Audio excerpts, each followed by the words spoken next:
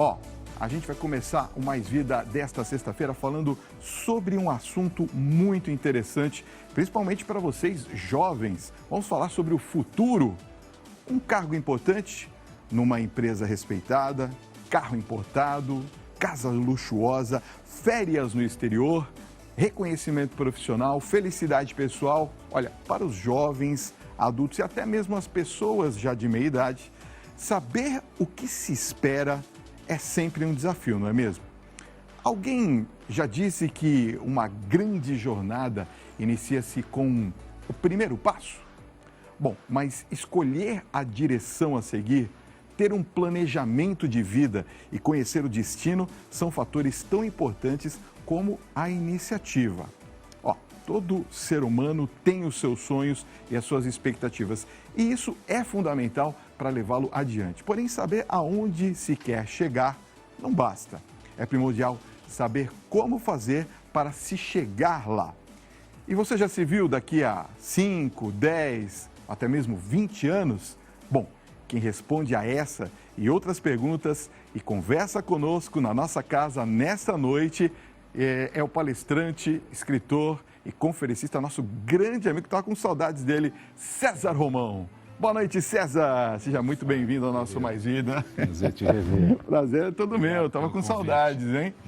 Pois é. Vamos bater um papo sobre esse assunto, até porque eu estava observando aqui que as pessoas, através das redes sociais, a gente acompanha, parece que estão meio perdidas. Será que é o excesso de informação que deixa as pessoas meio perdidas assim? Ou será que as pessoas ainda não conseguiram se decidir o que vão fazer na vida, hein? Boa noite. Boa noite, Fábio. Olha, é muito importante as pessoas refletirem sobre essa questão do futuro. E o primeiro ponto é assim, o futuro hoje, ele não é mais passível de previsão.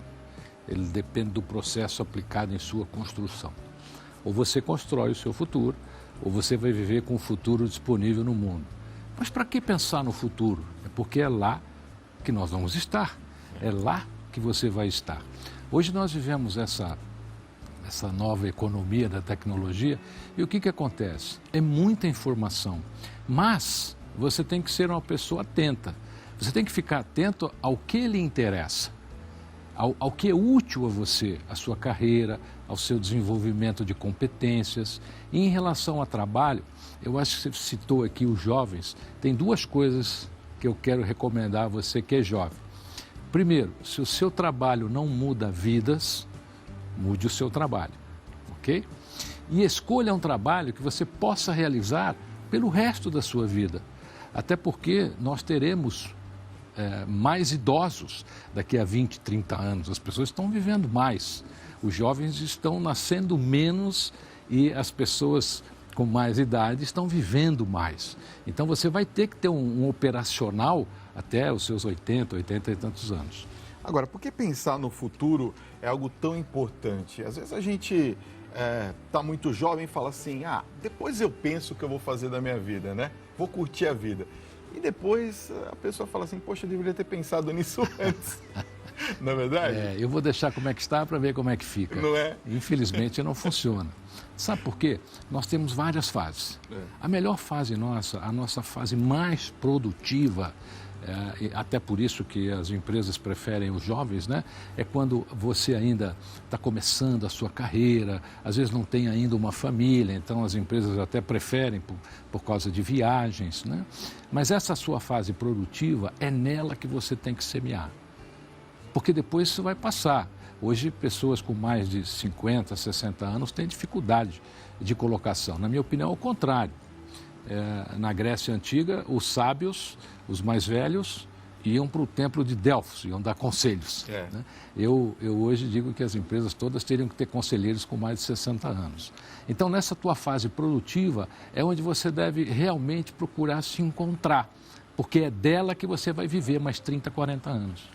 Aliás, será que é uma associação, até fazendo também um pouco de filosofia aqui, a ideia de que a pessoa que é mais idosa é associado mais à questão de doenças ou de que ela não pode gerar uma produtividade como um jovem? É por isso que nós não temos essa essa valorização, César? O Brasil hoje, Fábio, a gente está com um pequeno probleminha, né? As pessoas hoje sabem muito mais sobre doença do que sobre saúde.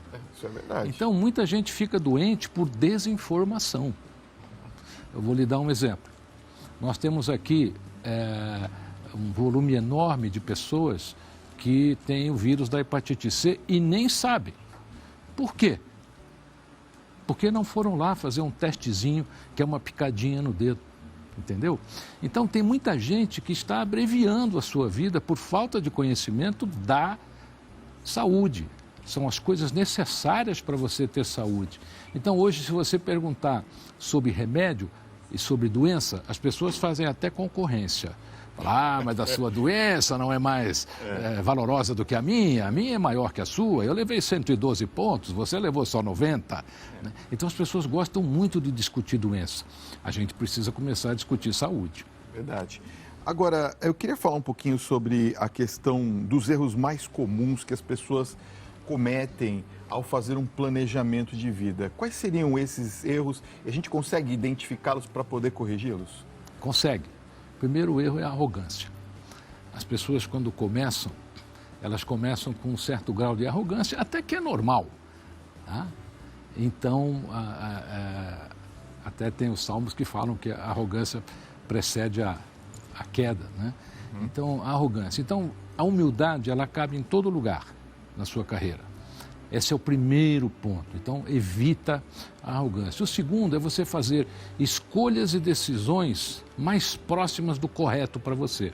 Porque a nossa vida, ela é alicerçada nessas duas colunas, escolhas e decisões. Você vai viver exatamente o que escolher, exatamente o que decidir. Por isso, preste muita atenção nas suas decisões e escolhas. Se você errar muito cedo, você vai começar a sofrer muito cedo. Agora, se você já começa mais próximo do que é certo, você já tem um caminho mais asfaltado aí para o seu futuro. Agora, o César, aqui entre nós estamos falando de Brasil, né? Nível Brasil. Então, a gente percebe assim uma discrepância, uma variedade imensa de situações e não só a situação urbana que nós vivemos aqui. Eu queria te fazer uma pergunta, será que nós somos péssimos planejadores? Porque a gente acaba não observando determinadas nuances. Às vezes a gente se inspira muito nos países de primeiro mundo, deve se inspirar realmente, mas nós temos uma extensão territorial imensa, uma variedade enorme de pessoas e de tipos, de gostos, de trejeitos, realidade rural, realidade urbana. Como que fica para a gente planejar, para a gente não pagar tantos impostos ao longo da vida, principalmente no que se diz respeito ao que você tocou agora há pouco da saúde? Um grande problema do Brasil realmente é a distribuição de riqueza, que não é nem distribuição, a gente está muito longe de uma realidade de países realmente desenvolvidos. Verdade. Eu penso assim, Fábio, tudo deve começar na educação. Salomão, quando levavam a ele uma criança perdida, diziam: Salomão, aqui está uma criança perdida, não encontramos o pai nem a mãe. Naquela época, 5.000 anos, ele já dizia: colocai esta criança no caminho reto, ela jamais se esquecerá, porque a mão que embala o berço é a mão que escreve o destino de uma nação. E nós não estamos fazendo isso hoje. A questão de planejamento, a questão de preparo para a vida também é um papel do educar, também é um papel da escola, também é um papel da família. Faça uma pesquisa aí entre os seus amigos, quais os pais que ensinaram os filhos a planejar? Quais os filhos que aprenderam a planejar na escola, ou mesmo no colégio, ou mesmo na faculdade? As pessoas terminam as faculdades hoje e, de repente, não tem condição de operar naquela profissão que ele acabou de pegar um diploma. Verdade. Ele não sabe como começar, ele não sabe como... Ele se forma dentista, ele não sabe como começar um consultório, como administrar um consultório. Essa coisa do planejamento, eu acho que nós deveríamos inserir na vida familiar, os pais junto aos filhos, porque os pais normalmente erraram muito, porque também não planejaram, né? Então vamos asfaltar um pouco aí para os filhos, e na escola, no processo de educação. Você vê que papo inteligente, gostoso, né? Nessa noite de sexta-feira. Eu quero fazer uma pergunta, vou avançar um pouquinho mais, falando sobre futuro. Podemos? Claro. A gente já ouviu aquela expressão, aliás, ouvimos com muita frequência, o futuro é agora, né? Já ouvimos falar isso, né? O futuro é agora. Então eu te pergunto, pensar no futuro como um dia de cada vez, é correto ou eu tenho que pensar e me projetar lá na frente para eu ter um resultado mais positivo? Então, você sabe que uma vez Jesus disse em uma das parábolas, né? Olhai os lírios do campo que não semeiam nem colhem, no entanto, nem Salomão se veste com tanta grandiosidade. A gente tem que semear, não é questão do futuro ser agora. Eu acho que todo dia você deve encerrar o seu dia, se olhar no espelho e fazer duas perguntas. O que semeei hoje? Essa é a primeira pergunta. Boa. E a segunda, se você foi útil. Eu fui útil hoje? Eu fui útil a um amigo? Eu fui útil a alguém? Eu fui útil a um mendigo na rua? Eu fui útil? Olha, você vai se apavorar com as respostas. Você vai se apavorar. Faz essa experiência hoje, antes de você dormir. Então vamos lá, a primeira pergunta, o que é que eu semeei hoje? E a segunda, se você foi útil. A questão do viver o agora, ela te torna um pouco inconsequente. E você acaba fazendo coisas inconsequentes. Então é legal você pensar assim, o que é que eu vou semear hoje? O que é que eu vou plantar hoje? Porque é assim que você constrói o seu futuro, é semeando. Aos pouquinhos, dia após dia, um passo de cada vez. Você já pensou se você fosse viver tudo num dia só? A gente nem consegue. E tem gente que planeja o futuro tão lá na frente que ele fala assim, não vou pensar nisso agora, deixa para depois. E aí, quando vai perceber, não plantou, não fez a sementinha do dia a dia. A gente tem um grande detalhe hoje, né? Se você planeja muito na frente, o mundo está mudando tanto hoje que, de repente, aquilo que você planejou não existe mais. Por exemplo, nós tivemos a fase das startups. Hoje existe um verdadeiro cemitério de startups pelo mundo, não só no Brasil. Você tem a fase do Facebook. O Facebook é um verdadeiro cemitério. Tem muita gente viva lá, mas tem muita gente que abandonou, que já não está mais. É muito importante, por isso que eu insisto no semear. Porque quando você semeia, a colheita vem.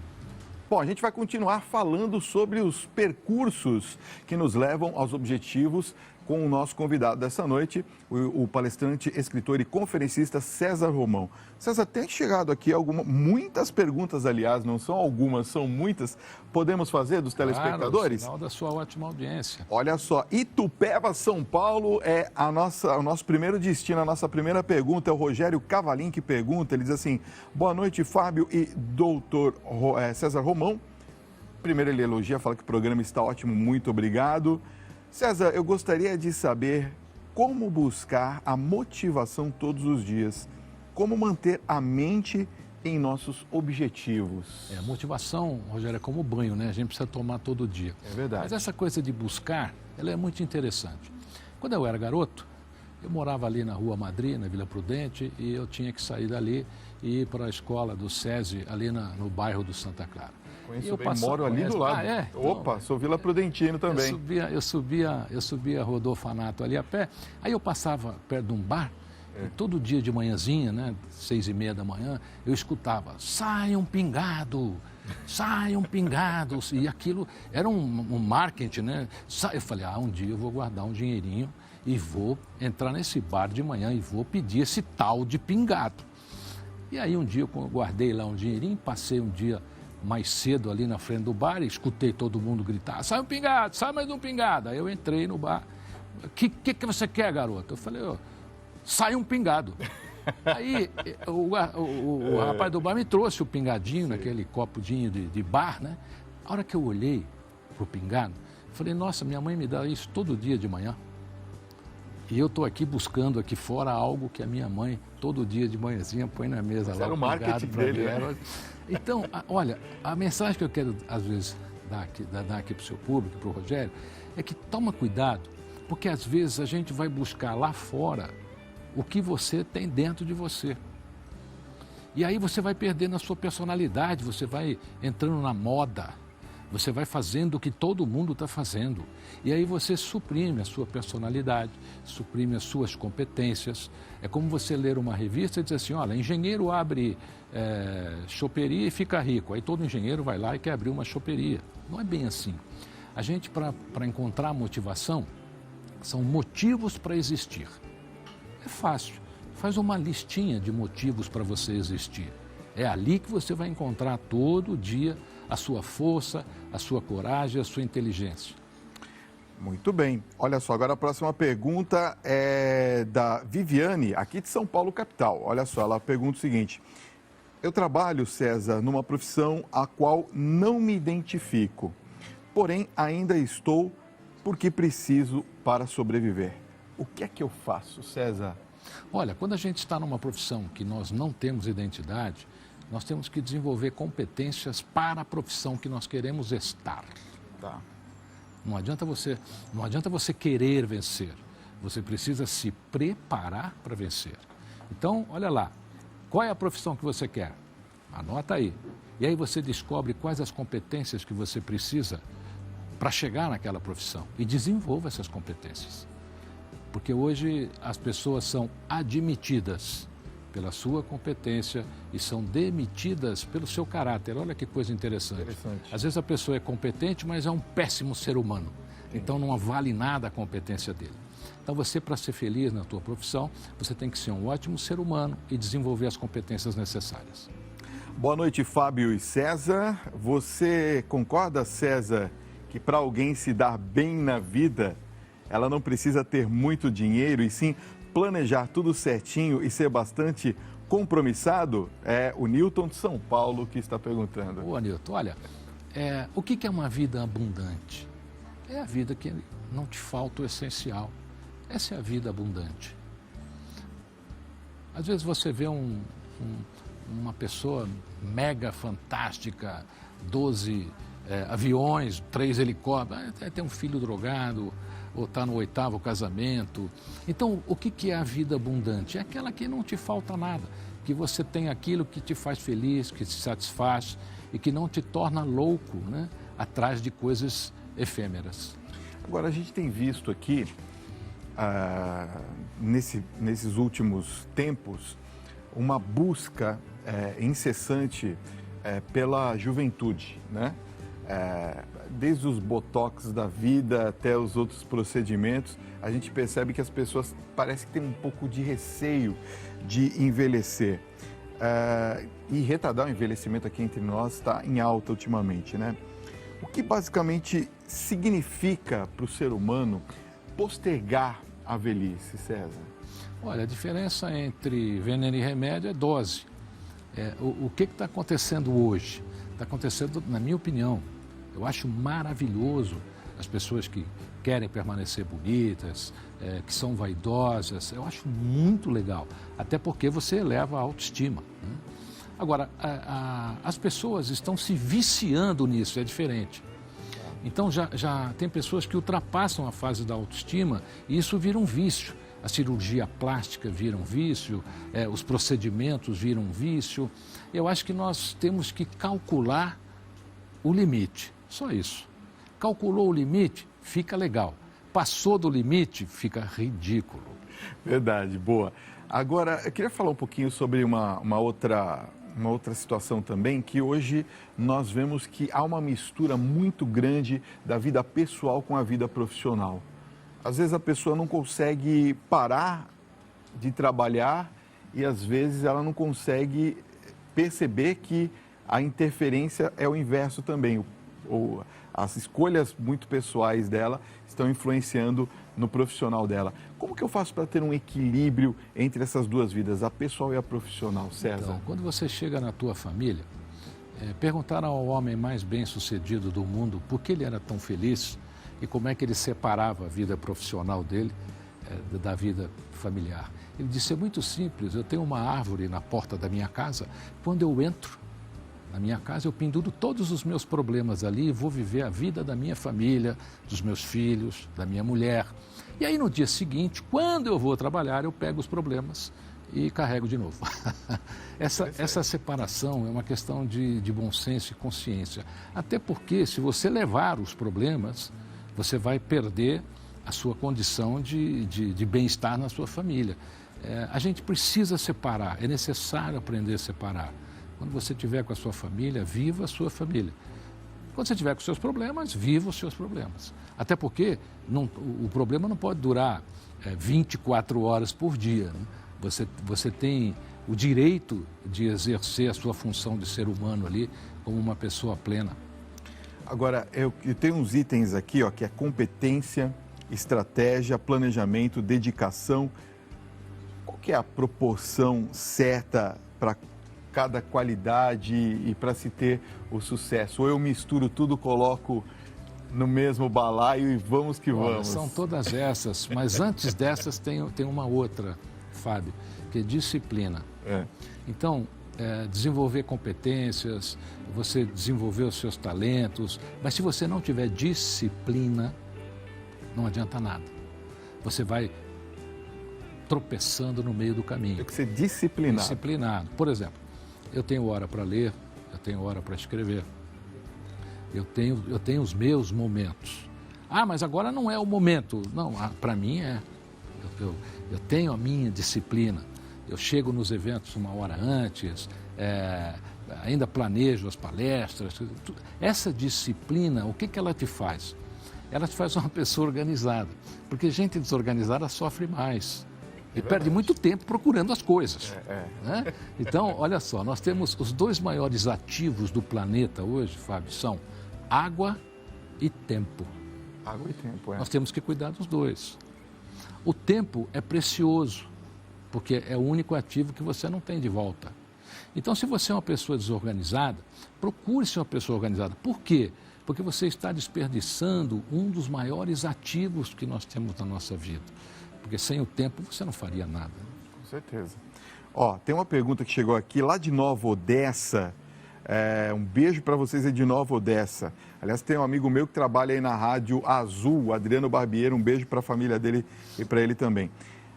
Quem escreve para a gente, César, é a Maria. Ela fala assim: ô César, como refazer um sonho quando já se tem mais de 60 anos de idade? Ela está falando no nível profissional. Olha, eu tenho mais de 60, um pouquinho só, né? E eu ainda sonho muito. Eu penso o seguinte: a gente não deve fazer relação do que a gente quer fazer no mundo com a nossa idade. Por quê?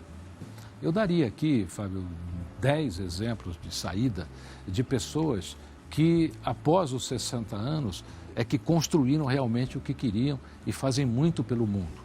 Por exemplo, você pega o Yunus, que montou o Banco do Poor, que é o banco dos pobres na Índia, que só empresta dinheiro para pobre. Hoje ele é a maior, ganhou o prêmio Nobel. Então, essa ideia dele veio nessa idade. E ele tem um sonho dele, que é acabar com a miséria da Índia.